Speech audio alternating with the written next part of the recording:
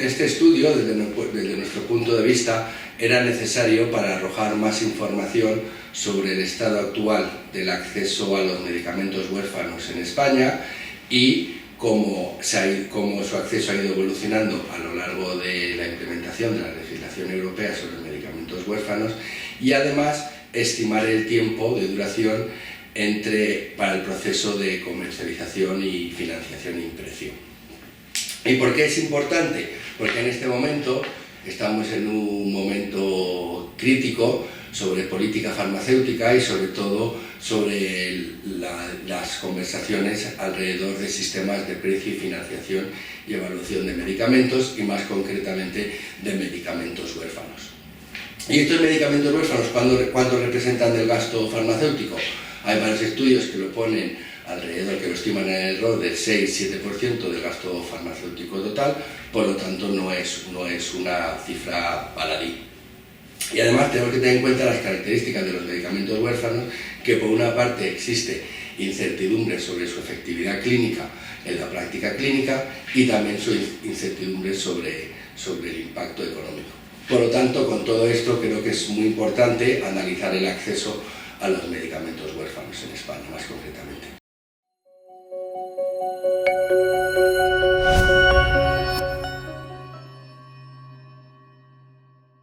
Podríamos remarcar dos de ellas.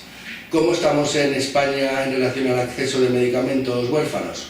Bueno, pues podríamos argumentar que ni bien ni mal, pero posiblemente ligeramente inferior a países de nuestro entorno. Así, de los 100 medicamentos huérfanos autorizados por la EMA desde el 2002 hasta el 2017 que tienen una designación huérfana vigente, tenemos que de esos 100, 54 se comercializan en España y 53 de facto se financian por el sistema nacional. Esa sería la primera conclusión. Un poco más de la mitad de los medicamentos huérfanos autorizados por la EMA estarían disponibles en España. Y el segundo resultado es cuánto se tarda en el proceso de autorización y negociación de financiación y precio de los medicamentos huérfanos. Medimos este tiempo entre fecha de asignación de Código Nacional de la Agencia Española del Medicamento, que es cuando empezaría el proceso, y después la fecha de comercialización de ese medicamento. ¿Cuánto tarda ese tiempo? Hemos estimado que es más de un año. La mediana, de hecho, son 13,4 meses. También intentamos estimar si hay una diferencia en este tiempo, en esta mediana, para los medicamentos autorizados desde el 2014 versus los medicamentos autorizados desde el 2002 al 2013. Vemos que esa mediana ha incrementado ligeramente, pero que los resultados no son estadísticamente significativos.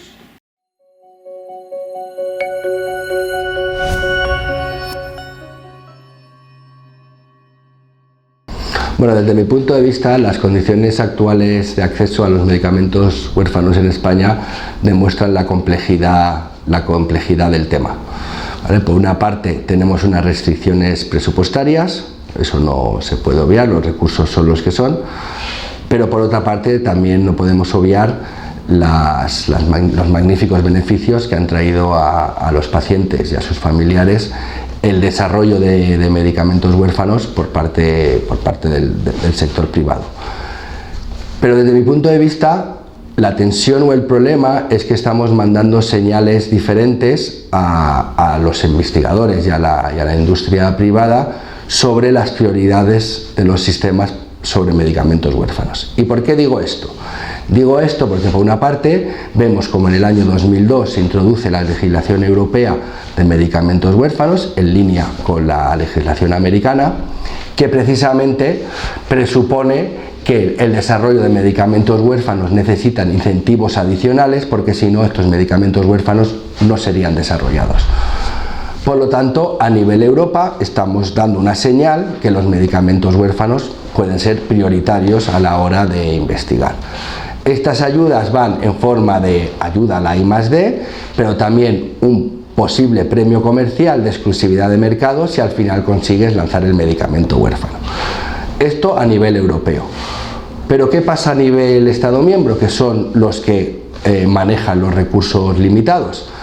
Se podría argumentar por la falta de acceso de medicamentos huérfanos en algunos países, que estos medicamentos huérfanos con sus precios o costes actuales no se financian porque se consideran demasiado caros para los sistemas nacionales públicos.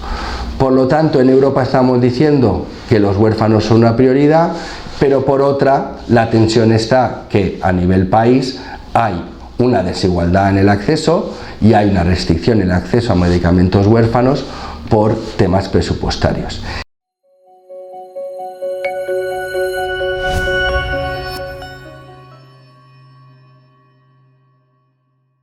Desde mi punto de vista, creo que tenemos que equilibrar tres objetivos. Por una parte estaría la sostenibilidad del sistema. Como he dicho antes, los recursos son limitados en todos los ámbitos y hay que hacer un uso eficiente y justo, ya podremos definir cómo es justo, pero eficiente de esos recursos limitados. Por otra parte, como queda de manifiesto en nuestro estudio, en función de la literatura que hemos revisado internacional, vemos que hay desigualdades en el acceso a medicamentos huérfanos. Y tercero, necesitamos incentivos para el desarrollo de medicamentos huérfanos por diversas causas y fallos de mercado, como diríamos los economistas. ¿Cómo podemos intentar alinear o solucionar estas tres variables, estas tres dimensiones? Si vamos a la sostenibilidad del sistema, una de las recomendaciones que también ponemos en nuestro artículo es que estos sistemas de financiación y evaluación y de precios de medicamentos sean basados en resultados, dada la incertidumbre que existe cuando se lanza un medicamento huérfano. Por lo tanto, si estos modelos de financiación para medicamentos con incertidumbre alta, esos pagos se harán en función de esos resultados que se obtengan en la práctica clínica. Eso por una parte.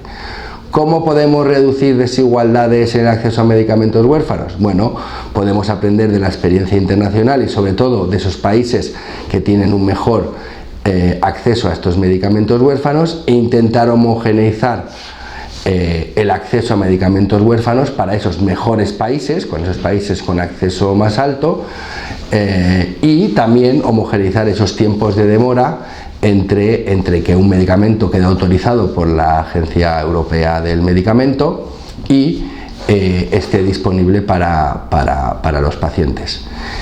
Y la tercera pata que nos quedaba por comentar, que eran los incentivos a la I+D, como hemos visto antes. Aquí lo que se requiere es un alineamiento de prioridades y de incentivos tanto a nivel europeo, que marca unas pautas, como hemos visto antes, sobre incentivos a la I+D y exclusividad de mercado, pero por otra obviamente son los Estados miembros, porque si al final los medicamentos huérfanos no están accesibles en los diferentes países, obviamente las empresas farmacéuticas no obtendrán ese retorno de su inversión.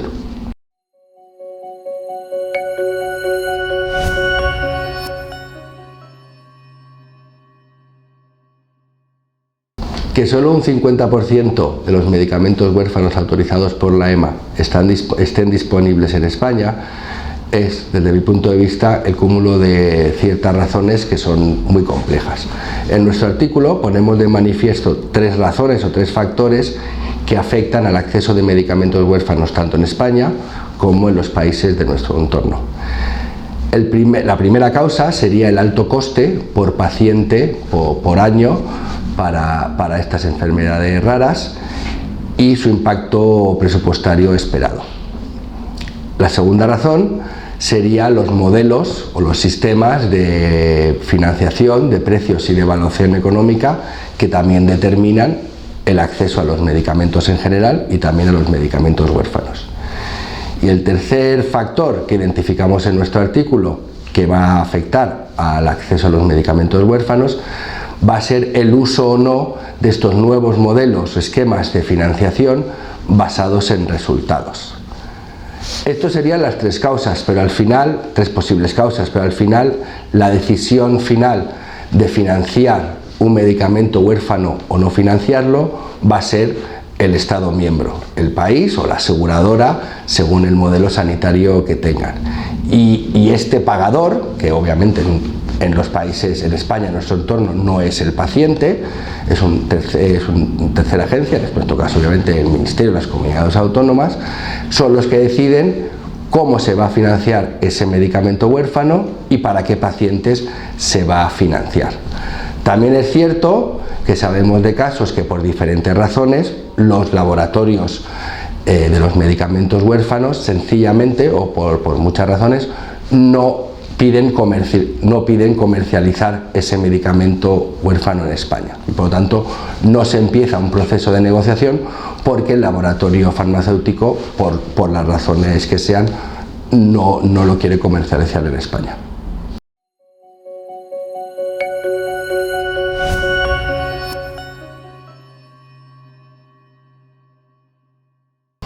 Bueno, desde mi punto de vista yo creo que la industria farmacéutica, como un proveedor de un input importantísimo al sistema sanitario, tiene que ser parte de la solución, no el problema. Sabemos que los laboratorios farmacéuticos han dedicado y están dedicando muchos recursos a la investigación para los medicamentos huérfanos, para mejorar el tratamiento en estas enfermedades raras. Y la experiencia que tenemos desde que se implementó la legislación europea, como he dicho antes, allá en el 2002, vemos que estos medicamentos huérfanos han tenido un impacto positivo muy grande, no solo en los pacientes, pero también en las familias y en los cuidadores, que no nos podemos olvidar de ellos. Por lo tanto, hay que equilibrar presupuestos, eso está claro, hay que hacer un uso eficiente de recursos.